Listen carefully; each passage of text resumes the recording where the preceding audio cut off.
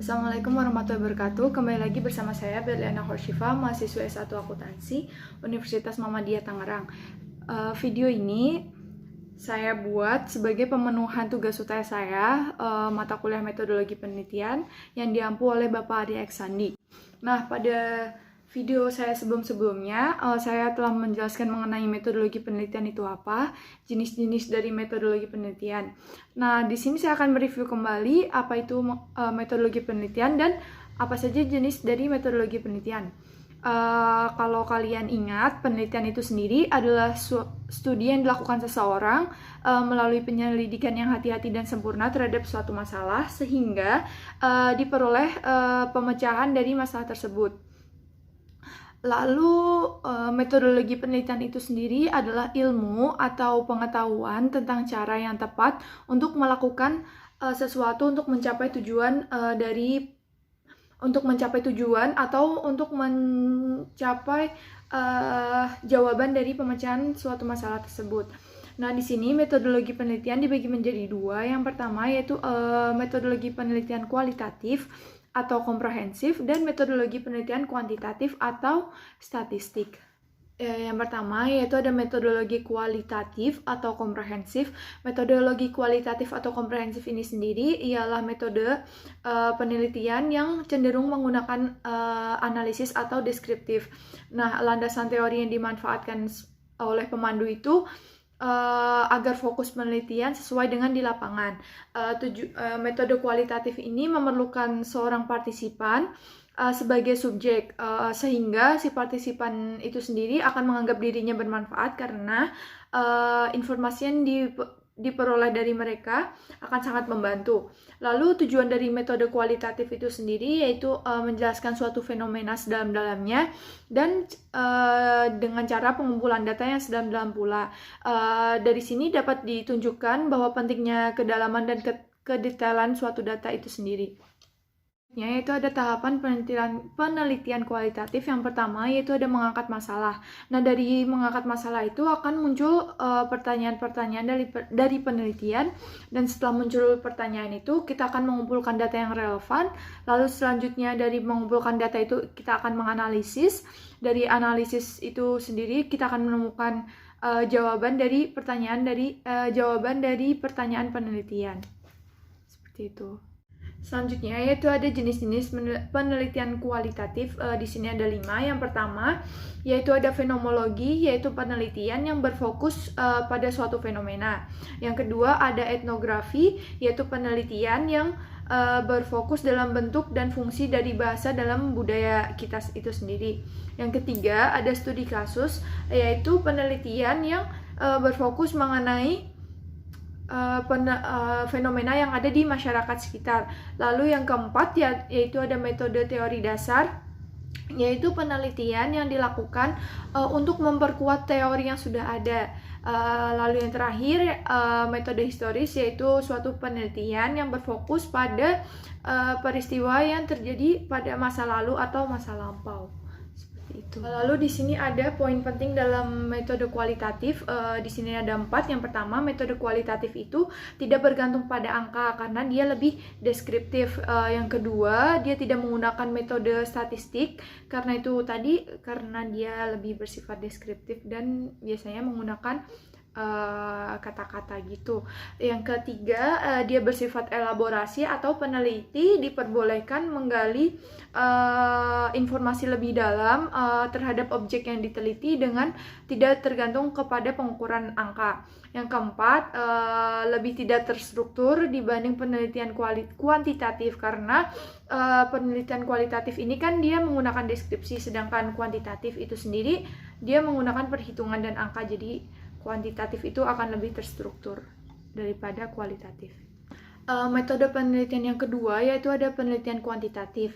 Penelitian kuantitatif itu sendiri yaitu penelitian terhadap suatu fenomena dengan mengumpulkan data, dan dari data tersebut dapat diolah menggunakan teknik statistik, matematika atau komputasi. Nah, dalam metode penelitian ini para peneliti dan ahli statistik menggunakan kerangka matematika dan teori-teori yang berkaitan dengan kuantitas yang dipertanyakan. Metode penelitian ini menerjemahkan data menjadi angka untuk menghasilkan temuannya.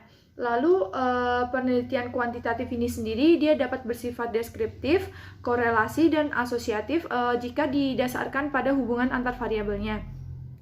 Nah, penelitian kuantitatif deskriptif biasanya hanya mengukur tingkat suatu variabel pada populasi atau sampel. Sedangkan korelasi dan asosiatif mereka itu lebih melihat hubungan antara dua variabel atau lebih. Di sini jika bersifat kuantitatif korelasi dia hanya menunjukkan hubungannya, sedangkan asosiatif dia lebih mencari hubungan antara sebab akibat antara variabel-variabel yang terkait.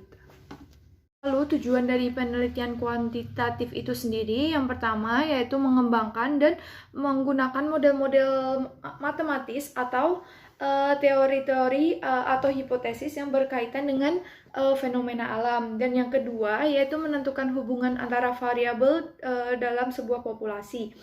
Desain penelitian kuantitatif dia dibagi menjadi dua macam. Yang pertama yaitu deskriptif dan eksperimen, di mana studi kuantitatif deskriptif itu melakukan pengukuran hanya sekali, dan di mana kuantitatif eksperimental itu dia memerlukan pengujian dua kali, yaitu pada awal penelitian dan pada akhir, jadi sebelum penelitian dan sesudah penelitian.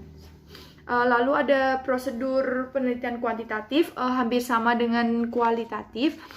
Di sini ada sedikit perbedaan. Yang pertama yaitu identifikasi dari masalah, lalu ada studi literatur, dan yang ketiga ada mengembangkan kerangka konsep. Lalu yang keempat ada identifikasi dan definisi dari variabel, hipotesis, dan pertanyaan dari penelitian. Yang kelima yaitu ada pengembangan desain penelitian. Dan yang keenam itu ada teknik sampling. Yang ketujuh itu ada pengumpulan data dan kualifikasi data. Dan yang kedelapan yang terakhir itu ada menganalisis data-data tersebut. Yang terakhir yaitu ada karakteristik dari penelitian kuantitatif itu sendiri. Yang pertama, dia menggunakan pola pikir yang deduktif atau rasional empiris. Lalu yang kedua, dia itu menghindari logika yang bersifat subjektif. Yang ketiga, yaitu proses penelitian mengikuti prosedur yang telah direncanakan. Yang keempat itu mengumpulkan data melalui pengukuran dan menggunakan alat yang melibatkan objek yang bersifat objektif dan baku. Lalu yang kelima itu melibatkan perhitungan angka atau kuantitas dari data. Yang keenam itu ada analisis data dilakukan setelah semua data itu terkumpul. Lalu yang ketujuh, dalam analisis data itu sendiri peneliti dituntut untuk memahami teknik-teknik dari statistik, karena kan dia lebih ke angka, jadi dia harus paham statistiknya. Lalu yang kedelapan, hasil penelitian itu bisa berupa generalisasi dan prediksi lepas dari konteks waktu dan situasi itu sendiri. Lalu yang terakhir, penelitian jenis kuantitatif biasa disebut dengan penelitian ilmiah. Nah, itu saja penjelasan singkat dari saya. Di sini saya dapat menyimpulkan bahwa metodologi penelitian itu sendiri adalah ilmu atau pengetahuan tentang cara yang tepat untuk meneliti sebuah kasus untuk mencapai suatu tujuan. Metodologi penelitian itu sendiri dibagi menjadi dua, yaitu metodologi penelitian kualitatif atau komprehensif dan kuantitatif atau statistik. Metode kualitatif itu sendiri ialah metode penelitian yang bersifat deskriptif dan cenderung menggunakan analisis. Metode kualitatif ini sendiri memerlukan partisipan sebagai subjek bukan objek, sehingga partisipan itu sendiri menganggap dirinya penting karena telah memberikan informasi-informasi yang diperlukan. Lalu metode kuantitatif ini sendiri lebih cenderung ke perhitungan atau didefinisikan sebagai metode penelitian terhadap suatu fenomena dengan mengumpulkan data. Dari data tersebut akan diolah menggunakan metode statistik, matematika, atau komputasi. Sekian penjelasan dari saya, kurang lebihnya mohon maaf. Apabila ada pertanyaan silahkan ditanyakan di kolom komentar. Kritik dan saran akan sangat membantu saya. Terima kasih. telah menonton video saya. Semoga bermanfaat bagi kita semua. Sampai bertemu di video-video selanjutnya. Jangan lupa di-share ke temannya jika bermanfaat. Terima kasih telah menonton video saya. Wassalamualaikum warahmatullahi wabarakatuh.